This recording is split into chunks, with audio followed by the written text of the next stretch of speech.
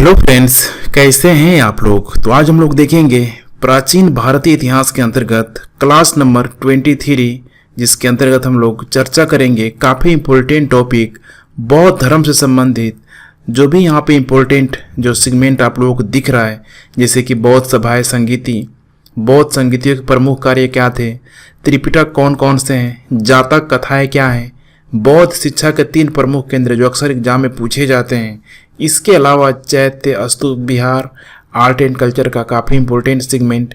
इन सारी चीज़ों को हम लोग बारी बारी से आज कंप्लीट करने वाले हैं। लेकिन सिर्फ बुद्ध धर्म से सिर्फ इतना ही नहीं है, क्योंकि पिछले 2 दिनों से यही टॉपिक कंटिन्यू रूप में मैं चला रहा हूँ और इसको चलाने के पीछे मेरा यही उद्देश्य है कि कोई भी क्वेश्चंस देखिए पूरी के पूरे डायमेंशन को सिर्फ यहाँ पे दिखावटी तौर पे कंप्लीट नहीं किया जा रहा, बल्कि पूरे कंटेंट के साथ एक साथ कंपाइल करके आप लोग प्रोवाइड किया जा रहा है। तो उम्मीद है आप लोग पूरा यहाँ पे डायमेंशन देख पा रहे होंगे और इससे आप निष्कर्ष निकाल पा रहे होंगे कि कोई भी सीक्वेंस, कोई भी डायमेंशन, कोई भी बौद्ध धर्म से रिलेटेड टॉपिक को यहाँ पे छोड़ा नहीं जा रहा है। तो आप लोग डेली वॉच करते रहिए, कहीं से कोई समस्या नहीं आएगी। और आप लोग चैनल को ज़रूर सब्सक्राइब कर लीजिए। यहाँ पे आप टेलीग्राम ग्रुप को भी ज़रूर ज्वाइन कीजिए। चलिए अब शुरू करते हैं हम लोग बौद्ध सभाएं यहाँ पे संगीति। सबसे पहले यहाँ पे देखिए जो 4 जो सभाएं हुई बौद्ध संगीति के रूप में हुई, यहाँ से जो क्वेश्चन बनता है टाइम पीरियड के लेके, स्थान को लेके, अध्यक्ष को लेके और किसके शासन काल में हुआ था, इस तरह के भी क्वेश्चन बन जाते हैं। तो यहाँ पे कुछ गतिविधियाँ हुई है जो नीचे आप लोगों को मैं पूरी तरीके से बताऊंगा कि यहाँ पे क्या क्या हुआ है। सबसे पहले कुछ हम लोग डेटा की बात कर लेते हैं। प्रथम बौद्ध संगीति 483 ईसा पूर्व में हुआ है। स्थान यहाँ पे राजगृह में हुआ है। अध्यक्ष थे इसके महाकश्यप। ठीक है, शासनकाल यहाँ पे जो ठीक है मगध साम्राज्य के काफ़ी इंपॉर्टेंट शासक बिंबिसार का पुत्र अजात शत्रु के समय हुआ है। द्वितीय बौद्ध संगीति 383 ईसा पूर्व में वैशाली में हुआ है। ठीक है, और इसके जो अध्यक्ष थे सबाकामी काल अशोक के नेतृत्व में हुआ है। काल अशोक मत समझिए, काल अशोक। ठीक है, शिशुनाग वंश से जो संबंधित है मगध साम्राज्य के अंतर्गत। नेक्स्ट यहाँ पे तृतीय बौद्ध संगीति 255 ईसा पूर्व में हुआ। टाइमलाइन जस्ट ईसा के आसपास आ रहा है। पाटलिपुत्र में हुआ। इसकी जो अध्यक्षता थी मुगली पुत्र तीस के द्वारा। ये हुआ है अशोक के समय, द ग्रेट अशोक। उसके बाद चतुर्थ बौद्ध संगीति ईसा की प्रथम शताब्दी में हुआ, कुंडल वन कश्मीर में। इसके जो अध्यक्ष थे वसुमित्र, अशोघोष और एक कनिष्क के नेतृत्व में ठीक है किया गया। काफ़ी इंपॉर्टेंट है, कनिष्क मौर्योत्तर काल तक चला जाएगा। अब हम लोग देखते हैं यहाँ पे कि बौद्ध संगीतियों के प्रमुख कार्य इनके कौन कौन थे। तो यहाँ पे देख पा रहे हैं प्रथम संगीति राजगृह में हुआ था। इसमें क्या हुआ तो बुद्ध की शिक्षाओं को संकलित कर उन्हें सुत्त पिटक अर्थात धर्म सिद्धांत और विनय पिटक आचार नियम से संबंधित 2 पिटकों में भी विभाजित कर दिया गया, जिसकी सुत्त पिटक की स्थापना आनंद के द्वारा किया गया और जो उपाली जो दूसरे शिष्य थे ठीक है विनय पिटक ठीक है उपाली के द्वारा किया गया। क्रमशः धर्म व विनय का संकलन किया गया। तो समस्या यही थी कि बुद्ध के महापरिनिर्वाण के पश्चात उनकी जो शिक्षाएं थी, उन शिक्षाओं को लंबे समय तक किस तरीके से कंटिन्यूटी बनाया जाए। तो ज़रूरी थी कि जो शिक्षाएं जो मौखिक रूप में बुद्ध के द्वारा दी गई थी, उन शिक्षाओं को एक जगह संकलित किया जाए। तो इसीलिए यहाँ पे धर्म से संबंधित, आचार नियम से संबंधित शिक्षाओं को प्रथम संगीति में संकलित किया गया। कहाँ पे किया गया, ध्यान रखिएगा, राजगृह में किया गया। राजगृह के बारे में थोड़ा सा हम लोग देख लेते हैं। राजगृह बिहार के नालंदा जिले में स्थित एक शहर है। राजगीर की वैभरा पहाड़ियों पर सप्तपर्णी गुफा स्थित है। पीटी में पूछा जा चुका है। भारतीय कला में बुद्ध के जीवन के प्रथम उपदेश का चित्रण जो मृग सहित चक्र द्वारा हुआ है, यहीं पे दर्शाया गया है। बुद्ध ने अपना प्रथम उपदेश सारनाथ में, मृडगांव हिरणवन में दिया था। कर्मापा लांबा तिब्बत के बौद्ध संप्रदाय कैंगुपा वर्ग से संबंधित है। उबाइया सूत्र में आजाद शत्रु को महावीर का भक्त बताया है। तो थोड़ा सा कुछ फैक्ट्स है, ध्यान देना पड़ेगा आप लोगों को। द्वितीय संगीति वैशाली में हुआ, जैसा कि हम लोग ऑलरेडी देख चुके हैं। इसमें क्या हुआ, तो जो पूर्वी भिक्षु और पश्चिमी भिक्षु जो भी यहाँ भारत के, ठीक है, पूर्वी पश्चिमी भागों में जो भिक्षु फैले हुए थे, चूंकि अब धर्म का एक्सपेंड कर रहे हैं पूरी तरीके से, तो इनके मध्य विनय संबंधी नियमों के लेकर, आचार विचार संबंधी नियमों के लेकर मतभेद होने लगा, जिसके कारण अब यहाँ पे दो संप्रदाय में यहाँ पे पुनः बौद्ध धर्म विभाजित हो गया। यहाँ पे पहला जो हुआ आप देख सकते हैं, अस्थवीर थेरवादी महाकच्चायान के नेतृत्व में इस संप्रदाय ने परिवर्तन के परंपरागत नियमों में आस्था रखी कि भाई जो भी परिवर्तन होगा, जो भी पुराना नियम है उसी के अनुसार उसमें चेंजेस किया जाएगा।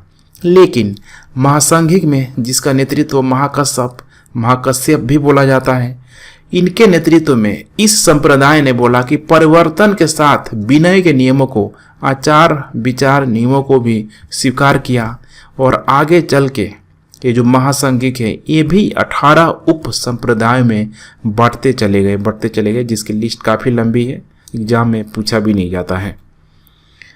अब बात करते हैं हम लोग तृतीय संगीति में क्या हुआ, तो इसमें पाटलिपुत्र में हुआ तृतीय पिटक अभिधम्भ, काफ़ी इंपॉर्टेंट है यहाँ पे, इसका संकलन किया गया जिसमें धर्म सिद्धांत की अब यहाँ पे दार्शनिक व्याख्या की गई, पूरी तरीके से इसको इलोबरेट किया गया।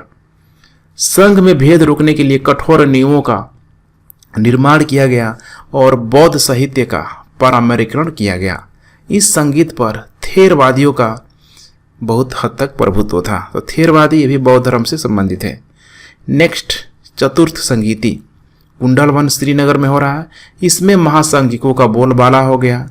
बौद्ध ग्रंथों के कठिन अंशों पर कहा जा रहा है कि संस्कृत भाषा के विचार विमर्श के बाद विभाषा शास्त्र नामक टीकाओं में संकलित किया गया। इस समय बौद्ध धर्म यहाँ आके हीनान और महायान भाषाओं को ले गए। देखो इतने दो बड़े, ठीक है, विचारधारा के रूप में इनकी विचारधारा ही अलग अलग हो गई बौद्ध धर्म को लेके, जिसके वजह से यहाँ पे भी इनका डिवीजन हो गया, हीनयान और महायान के रूप में दो स्पष्ट और स्वतंत्र संप्रदाय में विभक्त हो गया। तो वर्तमान समय में देखिए हीनयान महायान, जैसे कि जो भी क्या बोलते हैं कि इधर साउथ ईस्ट एशिया हो गया, ईस्ट एशिया की तरफ, ठीक है, यही जो दो धर्म है हीनयान महायान व्यापक रूप से फैले हुए हैं।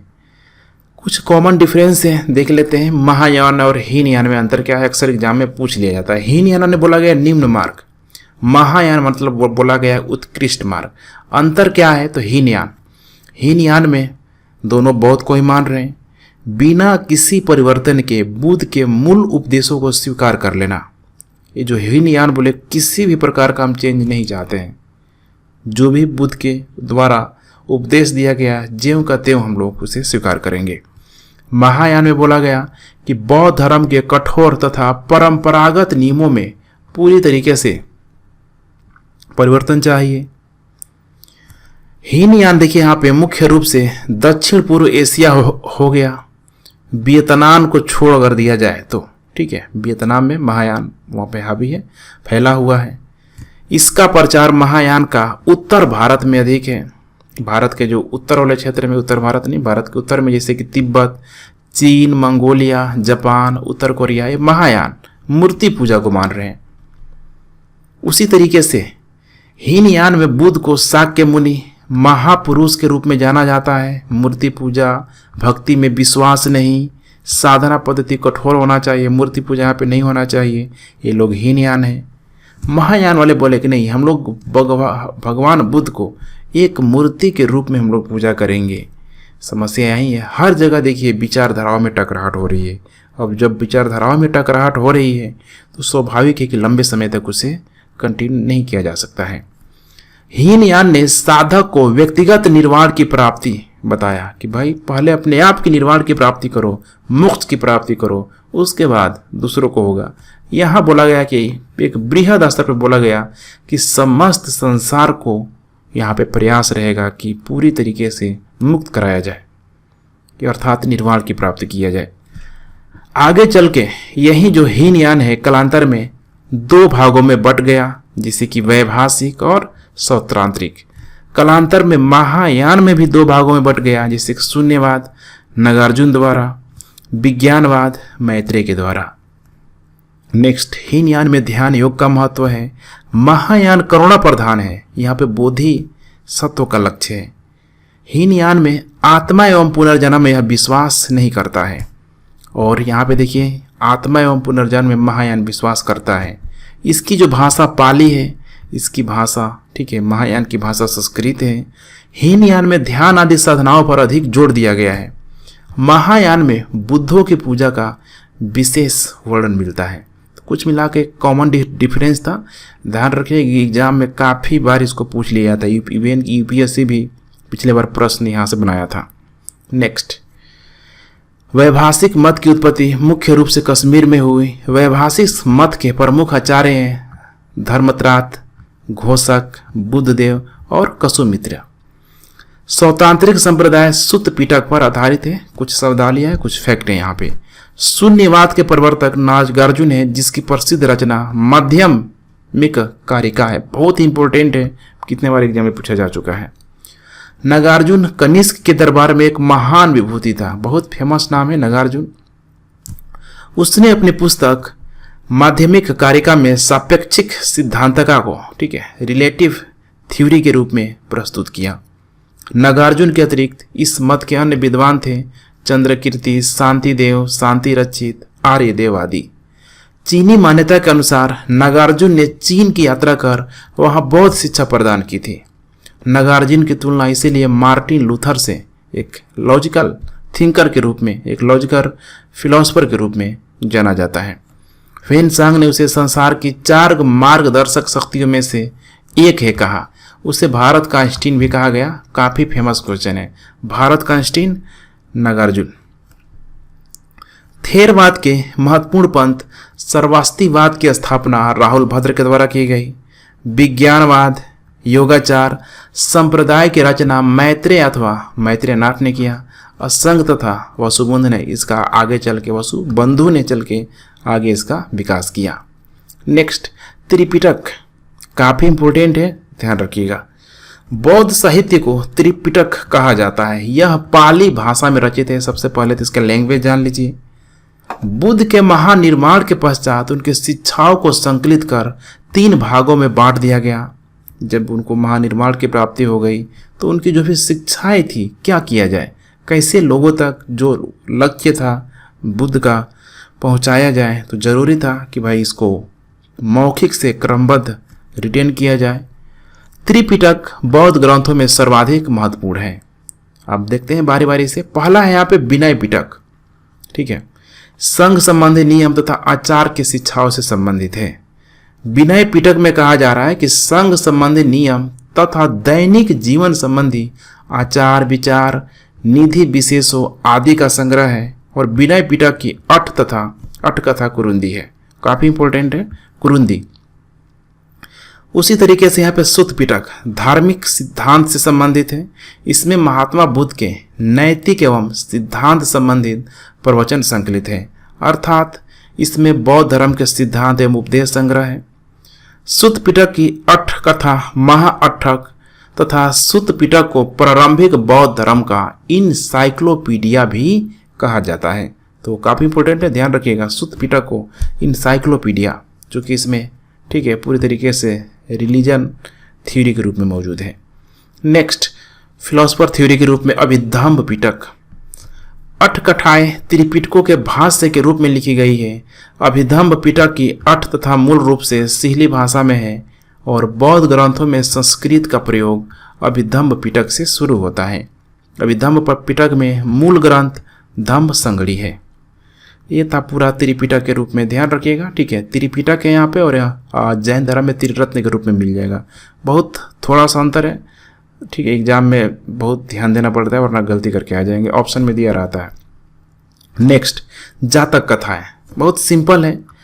बौद्धों का वह ग्रंथ जिसमें बौद्ध अर्थात गौतम बुद्ध के पूर्ववर्ती जन्म की कथाएं संकलित है, जातक कथाएं कहलाता है। पूर्ववर्ती जन्म को लेके, ठीक है, बहुत सारे ध्यान रखिएगा उनके जन्म को लेके, ठीक है। बहुत सारे उनके बचपन से लेके कैसे धीरे धीरे बड़े हुए हैं, ठीक है। इन सारी कथाओं का इन्हीं, ठीक है, जातक कथाओं में एक संग्रहण के रूप में मिल जाएगा। यह पाली भाषा में लिखा गया है। नेक्स्ट, बौद्ध शिक्षा के 3 प्रमुख केंद्र, ये भी काफ़ी इंपॉर्टेंट है, सवाल यहाँ से बन जाता है। लेकिन इससे पहले कि अगर आपने हमारे चैनल को सब्सक्राइब नहीं किया है तो ज़रूर से सब्सक्राइब कीजिए, ठीक है। टेलीग्राम ग्रुप भी जो है ज़रूर ज्वाइन कीजिए। कोई भी क्यूरी हो तो व्हाट्सएप आप कर सकते हैं। अब आइए नेक्स्ट देखते हैं हम लोग बौद्ध शिक्षा के 3 प्रमुख केंद्र। प्राचीन काल में बौद्ध शिक्षा के 3 प्रमुख केंद्र थे, जिससे कि पहला है नालंदा, वल्लभी, विक्रमशिला। यकीन मानिए यहाँ से भी क्वेश्चन, जनरली एक क्वेश्चन तो पूछ लिया जाता है। तो सबसे पहले हम लोग बात करते हैं नालंदा महायान, सब बौद्ध धर्म से संबंधित। ह्वेनसांग के अनुसार, जो कि गुप्तोत्तर काल में हर्षवर्धन के समय आएगा, नालंदा विश्वविद्यालय का संस्थापक उस समय शक्रादित्य था। अब याद होगा आप लोग, ह्वेनसांग काफ़ी फेमस पर्सनालिटी, एक अच्छे स्कॉलर के रूप में, जिसने बौद्ध धर्म के त्रिरत्नों के प्रति महती श्रद्धा के कारण इसकी स्थापना करवाई थी, ठीक है। शक्रादित्य की पहचान जो की गई है कुमार गुप्त काल के, जो कि गुप्त काल आप लोगों को ध्यान होगा जनरली ब्राह्मण धर्म का एक बेहद ही शानदार काल माना जाता है। खासकर त्रिदेव की अवधारणा मजबूत होती है, मंदिर भी बहुत अधिक यहाँ से स्पष्ट तरीके से सामने आते हैं। ये वही कुमार गुप्त प्रथम जो वैष्णव धर्म को मानते हुए, ठीक है, बौद्ध धर्म को भी संरक्षण दे रहा है, जिसकी प्रसिद्धि उपाधि महेंद्रादित्य थी। 5वीं शताब्दी के मध्य गुप्तों के समय में नालंदा विश्वविद्यालय अस्तित्व में आया हुआ था। सर्वप्रथम कुमारगुप्त प्रथम ने नालंदा बौद्ध विहार को दान दिया और बाद में बुद्धगुप्त तथा गुप्त बलादित्य नामक गुप्त शासकों ने भी इस विहार को दान दिया। आगे चल के इसको उत्तर, ठीक है, वर्ती गुप्त शासक भी बोला जाता है। कुमारगुप्त प्रथम के बाद जो भी शासक आएंगे। बिहार में आधुनिक पटना में दक्षिण में लगभग 40 मील की दूरी पर आधुनिक बड़गांव नामक ग्राम के समीप यह स्थित था। प्रथम सदी में नालंदा बिहार का प्रमुख नागार्जुन था, ठीक है, वहीं जो कनिष्क के दरबार में जो भारत का हिंसिंग जिसे बोला गया। ह्वेनसांग के भारत भ्रमण के दौरान, ठीक है, नालंदा बिहार का प्रमुख उस समय शिलभद्र था, देख लिए हैं। नव नालंदा महाविहार बौद्ध अध्ययन का आधुनिक केंद्र है, बौद्ध धर्म से संबंधित, जिसे बिहार सरकार ने 1951 में नालंदा में स्थापित किया था। इस केंद्र में बौद्ध एवं पाली अनुसंधान संस्थान है। यहाँ बड़ी संख्या में श्रीलंका, जापान, कोरिया, तिब्बत, भूटान आदि देशों से पाली एवं बौद्ध अध्ययन पर अनुसंधान हेतु विद्यार्थी आते हैं। लेकिन आधुनिक काल में, ठीक है, मध्यकाल तक आते आते आप लोगों को ध्यान होगा कि जो बख्तियार खिलजी के द्वारा इसी के जो मेन जो पुस्तकालय भवन था उसमें आग लगा दिया था, जो कई महीनों तक जलता रहा। नेक्स्ट, वल्लभी, ठीक है, हीनयान बौद्ध धर्म की शिक्षा का प्रमुख केंद्र वल्लभी है, ठीक है, बिहार में ही स्थित, ठीक है, गुजरात के काठियावाड़ क्षेत्र में स्थित आधुनिक वल नामक स्थान पर स्थित पश्चिम भारत में शिक्षा एवं संस्कृति का प्रमुख केंद्र था। यहाँ हीनयान बौद्ध शिक्षा का प्रमुख केंद्र था, ठीक है। तो यही है विक्रमशिला महाविहार, ये है बिहार में, मुझे लगा कि यही है विक्रमशिला महाविहार, ये चित्र है उसका। विक्रमशिला बिहार में आधुनिक भागलपुर से जो वर्तमान में जस्ट गंगा के किनारे 24 मील पूर्व की ओर पत्थर घाट नामक पहाड़ी पर स्थित है। छोटे छोटे फैक्ट्स हैं, स्टेट पीसीएस में पूछ लिए जाते हैं। विक्रमशिला के महाविहार की स्थापना पाल नरेश धर्मपाल द्वारा 775 से लेके 800 के बीच यहाँ पे कराई गई थी। उसने यहाँ मंदिर तथा मठ भी बनवाए। बौद्ध विहार विक्रमशिला वज्रयान संप्रदाय का प्रमुख केंद्र था। तो ये पूरा था उससे बौद्ध धर्म से संबंधित विश्वविद्यालय। नेक्स्ट यहाँ पे काफ़ी इंपॉर्टेंट चैत्य स्तूप और विहार। सबसे पहले हम लोग बात करते हैं चैत्य या स्तूप। इसकी संरचना मैं आर्ट एंड कल्चर में विस्तार से बताऊंगा, फिर भी मैं आप लोगों को थोड़ा सा मैं बता दे रहा हूँ। देखिए, स्तूप स्थापत्य कला का एक प्रमुख अंग है जो मुख्यतः बौद्ध धर्म से संबंधित है। तो पूरा का पूरा जो क्षेत्र दिखाई दे रहा है स्तूप है। ये स्तूप देखिए यहाँ पे ध्यान से देखते चलिए, अर्ध वृत्ताकार संरचना है जो मेघी के ऊपर माने चबूतरा के ऊपर उल्टे कटोरे की तरह, ठीक है, होती है।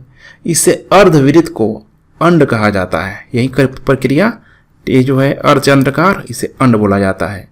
इसके शीर्ष पर देखिएगा ध्यान से यहाँ पे, तो यहीं पे हर्मिका होता है, ठीक है। और इसी हर्मिका में मैंने आप लोगों को बताया भी था कि जो भी बुद्ध या बुद्ध धर्म से संबंधित जो भी उनके जो शिष्य थे, इनके अंगों को रखा गया। जैसे कि जब बुद्ध को महापरिनिर्वाण की प्राप्ति हो गई तो उनके अवशेषों को 8 ठीक है क्षेत्रों में बांट दिया गया। और आगे चल के अशोक ने, आपको पता है कि लगभग 84,000 से अधिक, ठीक है, स्तूपों में इसी, ठीक है, जो इम्पोर्टेंट जो बॉडी पार्ट थे उसको इन स्तूपों में लगवाया गया, जिसकी उसकी जो पवित्रता है पूरी तरीके से बढ़ गई। तो यहीं पे रखा गया, ध्यान रखिएगा, हर्मिका में, जहाँ बुद्ध या उनसे किसी शिष्य के अवशेष रखे जाते हैं। यह स्तूप का सर्वाधिक महत्वपूर्ण भाग होता है।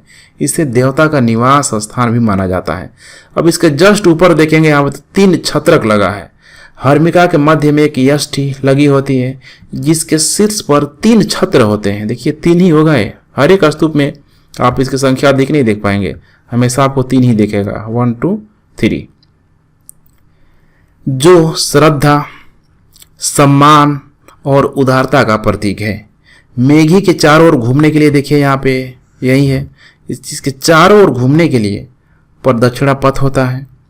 यह पूरी संरचना एक रेलिंग से पूरी तरीके से घिरी होती है, देख पा रहे हैं आप, घिरा हुआ है पूरा। और उसी के जस्ट किनारे यही है तोरण द्वार, इसको बोलते हैं तोरण द्वार बोलते हैं। स्तूप, ठीक है, प्रायः ईंट या पत्थर के बने होते हैं। आगे चलकर स्तूपों में देखिए अलंकरण का प्रयोग किया जाने लगा, खूब जबरदस्त तरीके से बनाया जाने लगा। और स्तूप पर चित्रों के माध्यम से कथानक का भी अंकन किया गया। तो ये था पूरा का पूरा, ठीक है, स्तूप। ध्यान रखिएगा, यही है स्तूप। अब इसके बारे में कुछ जानकारी हम लोग इकट्ठा करते हैं जो अक्सर एग्जाम में पूछा जाता है। सर्वप्रथम स्तूप शब्द का वर्णन ऋग्वेद में मिलता है। इसके अतिरिक्त अथर्ववेद, वाजसनेय संहिता, तैत्तिरीय ब्राह्मण संहिता, पंचविंश ब्राह्मण आदि ग्रंथों से स्तूप के बारे में जानकारी मिलती है। स्तूप का शाब्दिक अर्थ है यहाँ पे किसी वस्तु का ढेर, ठीक है। अब देखिए यहाँ पे, ठीक है, ये है स्तूप और ये है आपका मिल जाएगा ये चैत्य के रूप में। कितने लोगों को कन्फ्यूजन होता है, चैत्य, ठीक है, बिहार जो जहाँ भिक्षुओं का निवास स्थान होता है उसी के अंदर, बिहार के अंदर चैत्य बना दी जाता है। जो बाहर की जो संरचना है ये है चैत्य, सॉरी ये है बिहार, और बिहार के अंदर, ठीक है, छोटी सी संरचना देखिए, बिल्कुल ये छोटा स्तूप भी इसे बोला जाता है, यही है पूरा, ठीक है, चैत्य जिसे बोला गया। तो स्तूप का शाब्दिक अर्थ है किसी वस्तु का ढेर। स्तूप का विकास ही संभवतः मिट्टी के ऐसे चबूतरे से हुआ जिसका निर्माण मृतक की चिता के ऊपर अथवा मृतक की चुनी हुई अस्थियों के रखने के लिए किया जाता था। तो ऐसा मान्यता है, ठीक है, कि जब बुद्ध थे, जब भी कोई शासक, राजा वगैरह की जब उस समय मृत्यु होती थी तो आसानी से, ठीक है, उस समय आप लोग पता होगा जलाया नहीं जाता था उस समय, ठीक है, दफनाया जाता था। दफनाने के बाद उसके ऊपर एक बहुत बड़े, ठीक है, जैसे कि मुस्लिम धर्मों वगैरह में होता है, पूरा उसका क्या जो समाधि स्थल के रूप में बना दिया जाता था पूरा, ठीक है, एक आइडेंटिटी के रूप में, ठीक है, जैसे कि मुस्लिम हो गया, उसके अलावा क्रिश्चियनिटी हो गया, खूब ज़बरदस्त तरीके से किया जाता था, लोग लंबे समय तक याद रखते थे। तो ऐसा माना जाता था कि बुद्ध की भी यही इच्छा थी कि भाई जब हमें भी, हमारी भी जब मृत्यु हो, महापरिनिर्वाण की जब प्राप्ति हो, तो हमारे शव के साथ, ठीक है, इसी तरह की संरचनाओं से उसे भी पूरी तरीके से सुशोभित किया जाए। तो इसी को ध्यान में रखते हुए यहाँ पे स्तूप की अवधारणा यहाँ पे सामने आ गई कि स्तूप बना दिया गया उसी टाइप का। सौदा के पश्चात बचे हुए अवशेषों को भूमि में गाड़कर उनके ऊपर जो समाधियां बना गई उन्हीं को प्रारंभ में चैत्य स्तूप कहा गया। इन समाधियों में महापुरुषों के धातु अवशेष सुरक्षित थे, अतः चैत्य उपासना के पूरी तरीके से केंद्र बन गए। इन स्तूपों में बुद्ध तथा उनके प्रमुख शिष्यों की धातु रखी जाती थी, जो उनके शरीर के पार्ट होते थे, जैसे नाखून, दांत, ठीक है, यही सब बाल। अतः वह बौद्ध की श्रद्धा व उपासना के प्रमुख केंद्र बन गए। स्तूप के 4 भेद है, बहुत इंपॉर्टेंट है। पहला यहाँ पे शारीरिक स्तूप, इसमें बुद्ध एवं उनके शिष्यों के अंग अवशेष रखे जाते थे, जैसे कि दांत, केश, अस्थियां। दूसरा है पारिभौगिक स्तूप, इसमें कहा जा रहा है इस स्तूप में बुद्ध द्वारा उपयोग में लाई गई वस्तुएं, जैसे कि उनकी जो चरण पादुका हो गया, शिक्षा, ठीक है, जो शिक्षा से संबंधित या फिर भिक्षा से संबंधित जो पात्र बर्तन होता था उसको रखा जाता था। उद्देशिका स्तूपा, इसके तहत वे स्तूप आते हैं जिन्हें बुद्ध के जीवन के घटना से संबंधित है या उनकी यात्रा से पवित्र हुए स्थानों पर स्मृति के रूप में बनवाया जाता था, जैसे कि सारनाथ। ये सब ध्यान रखिएगा, उद्देशिका है। सारनाथ, लुम्बिनी, बोधगया, ये सब उद्देशिका स्तूप के अंतर्गत आते हैं। तो जब भी आप किसी स्तूप का अगर आप दर्शन कर रहे हैं तो स्वाभाविक है कि आप देखिए कि क्या है वो। नेक्स्ट है यहाँ पे पूजार्थक स्तूप, इसे संकल्पित स्तूप भी बोला गया। इस प्रकार के जो स्तूप हैं श्रद्धालुओं द्वारा विभिन्न बौद्ध तीर्थ स्थल एवं अन्य स्थलों पर बनाए जाते थे। ये आकार में, ठीक है, छोटे होते थे, छोटे। बिहार में राजगीर की पहाड़ियां, जिसमें 400 मीटर की ऊंचाई पर स्थित शांति स्तूप विश्व का सबसे ऊंचा कहा जाने वाला विश्व शांति स्तूप है। कुछ और भी फैक्ट्स हैं। वैशाली स्थित शांति स्तूप की ऊंचाई लगभग 38 मीटर अर्थात 125 फीट, चौड़ाई 36 मीटर अर्थात 118 फीट, और उसका जो व्यास है गुंबद का 20 मीटर अर्थात 65 फीट है। ध्यान रखिएगा, लंबाई, चौड़ाई, ऊंचाई की बात की जा रही है। सांची बुद्ध के जीवन की किसी विशेष घटना से संबंधित नहीं है, ध्यान रखिएगा, सांची का स्तूप, लेकिन फिर भी वहां पर बनाया गया है। भरहुत एवं सांची के स्तूप की स्थापना मौर्य शासक अशोक के शासनकाल में हुई। कुछ ऐतिहासिक स्रोत धम्मे का स्तूप का निर्माण काल भी अशोक के शासनकाल को ही मानते हैं।